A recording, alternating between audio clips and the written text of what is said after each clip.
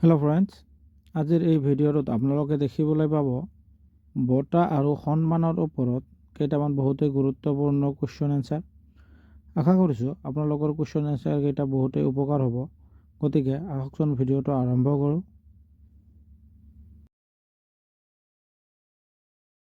1 নম্বৰতে আছে, ভাৰত ৰত্ন বঁটাটো কোন বছৰত প্ৰতিষ্ঠা কৰা হৈছিল? তলত যিবোৰ অপশ্যন দেখিবলৈ পাইছে তাৰ ভিতৰত শুদ্ধ উত্তৰটো হ'ব অপশ্যন বি 1954 চনত। 2 নম্বৰতে আছে, অস্কাৰ বঁটা কিহৰ বাবে প্ৰদান কৰা হয়? তলত যিবোৰ অপশ্যন দেখিবলৈ পাইছে তাৰ ভিতৰত শুদ্ধ উত্তৰটো হ'ব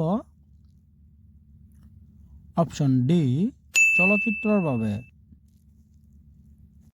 3 নম্বৰতে আছে, নোবেল বঁটা কোন বছৰত প্ৰথমবাৰৰ বাবে প্ৰদান কৰা হৈছিল? তলত যিবোৰ অপশ্যন দেখিবলৈ পাইছে তাৰ ভিতৰত শুদ্ধ উত্তৰটো হ'ব অপশ্যন বি 1901 চনত। পদ্মশ্ৰী বঁটা কোন চৰকাৰৰ দ্বাৰা প্ৰদান কৰা হয়? তলত যিবোৰ অপশ্যন দেখিবলৈ পাইছে তাৰ ভিতৰত শুদ্ধ উত্তৰটো হ'ব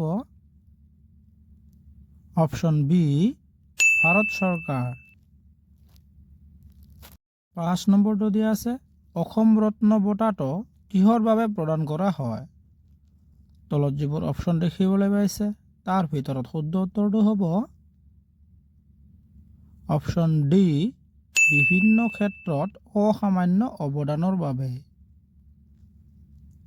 6 নম্বৰতে আছে, জ্যোতিপ্ৰসাদ আগৰৱালা বঁটা কিহৰ বাবে প্ৰদান কৰা হয়? তলত যিবোৰ অপশ্যন দেখিবলৈ পাইছে তাৰ ভিতৰত শুদ্ধ উত্তৰটো হ'ব অপশ্যন চি চলচ্চিত্ৰৰ বাবে। 7 নম্বৰতে আছে, অসম গণি বঁটা কিহৰ বাবে প্ৰদান কৰা হয়? তলত যিবোৰ অপশ্যন দেখিবলৈ পাইছে তাৰ ভিতৰত শুদ্ধ উত্তৰটো হ'ব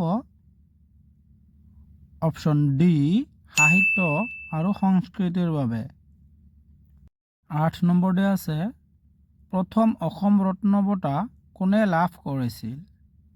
তলত যিবোৰ অপশ্যন দেখিবলৈ পাইছে তাৰ ভিতৰত শুদ্ধ উত্তৰটো হ'ব option A doctor Bhupen Hazarika. 9 নম্বৰতে আছে, প্ৰথম অসম সৌৰভ বঁটা কোনে লাভ কৰিছিল? তলত যিবোৰ অপশ্যন দেখিবলৈ পাইছে তাৰ ভিতৰত শুদ্ধ উত্তৰটো হ'ব option A doctor Jiten Gohain. 10 নম্বৰতে আছে, প্ৰথম অসম বিভূষণ কোনে লাভ কৰিছিল? তলত যিবোৰ অপশ্যন দেখিবলৈ পাইছে তাৰ ভিতৰত শুদ্ধ উত্তৰটো হ'ব অপশ্যন এ হোমেন বৰগোহাঁই। 11 নম্বৰতে আছে, জ্যোতিপ্ৰসাদ আগৰৱালা বঁটা 2023 চনত কোনে লাভ কৰিছিল? তলত যিবোৰ অপশ্যন দিয়া আছে তাৰ ভিতৰত শুদ্ধ উত্তৰটো হ'ব অপশ্যন এ জাহ্নৱী বৰা। 12 নম্বৰতে আছে, শংকৰদেৱ বঁটা লাভ কৰা প্ৰথম ব্যক্তি কোন? তলত যিবোৰ অপশ্যন দেখিবলৈ পাইছে তাৰ ভিতৰত শুদ্ধ উত্তৰটো হ'ব অপশ্যন এ সতীশ দেৱবৰ্মন। 13 নম্বৰতে আছে, সাহিত্য একাডেমী বঁটা লাভ কৰা প্ৰথম অসমীয়া লেখক কোন? তলত যিবোৰ অপশ্যন দেখিবলৈ পাইছে তাৰ ভিতৰত শুদ্ধ উত্তৰটো হ'ব অপশ্যন ডি যাদৱ চন্দ্ৰ চক্ৰৱৰ্তী। 14 নম্বৰতে আছে, ডক্টৰ ভূপেন হাজৰিকাই অসম ৰত্ন বঁটা কেতিয়া লাভ কৰিছিল? তলত যিবোৰ অপশ্যন দেখিবলৈ পাইছে তাৰ ভিতৰত শুদ্ধ উত্তৰটো হ'ব অপশ্যন এ 2008 চনত। 15 নম্বৰতে আছে, হোমেন বৰগোহাঁইয়ে প্ৰথম অসম বিভূষণ বঁটা কেতিয়া লাভ কৰিছিল?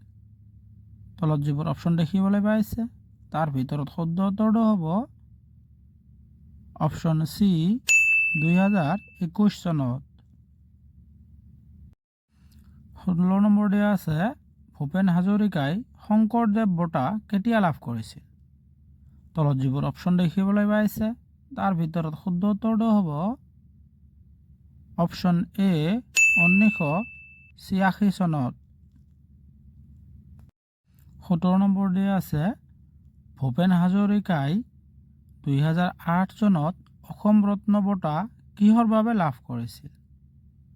তলত যিবোৰ অপশ্যন দেখিবলৈ পাইছে তাৰ ভিতৰত শুদ্ধ উত্তৰটো হ'ব অপশ্যন ডি সংগীত আৰু সংস্কৃতি। 18 নম্বৰ দিয়া আছে হীৰেন বৰগোহাঞিয়ে সাহিত্য একাডেমী বঁটা কেতিয়া আৰু কোনখন গ্ৰন্থৰ বাবে লাভ কৰিছিল? তলত যিবোৰ অপশ্যন দেখিবলৈ পাইছে তাৰ ভিতৰত শুদ্ধ উত্তৰটো হ'ব অপশ্যন এ 1973 চনত আৰু পুথিখনৰ নাম আছিল অসমীয়া জাতিৰ উৎপত্তি। 19 নম্বৰ দিয়া আছে লক্ষ্মীনাথ বেজবৰুৱাই সাহিত্য একাডেমী বঁটা কোনখন গ্ৰন্থৰ বাবে লাভ কৰিছিল? তলত যিবোৰ অপশ্যন দেখিবলৈ পাইছে তাৰ ভিতৰত শুদ্ধ উত্তৰটো হ'ব অপশ্যন বি ৰাম নৱমী। 20 নম্বৰ দিয়া আছে ৰবীন্দ্ৰনাথ ঠাকুৰে নোবেল বঁটা কোনখন গ্ৰন্থৰ বাবে লাভ কৰিছিল? তলত যিবোৰ অপশ্যন দেখিবলৈ পাইছে তাৰ ভিতৰত শুদ্ধ উত্তৰটো হ'ব অপশ্যন এ গীতাঞ্জলি। 21 নম্বৰ দিয়া আছে কোনজন ভাৰতীয় লেখকে প্ৰথমবাৰৰ বাবে নোবেল বঁটা লাভ কৰিছিল? তলত যিবোৰ অপশ্যন দেখিবলৈ পাইছে তাৰ ভিতৰত শুদ্ধ উত্তৰটো হ'ব অপশ্যন বি ৰবীন্দ্ৰনাথ ঠাকুৰ। 22 নম্বৰ দিয়া আছে জ্যোতিপ্ৰসাদ আগৰৱালাই কোনখন গ্ৰন্থৰ বাবে অসম সাহিত্য সভাৰ বঁটা লাভ কৰিছিল? তলত যিবোৰ অপশ্যন দেখিবলৈ পাইছে তাৰ ভিতৰত শুদ্ধ উত্তৰটো হ'ব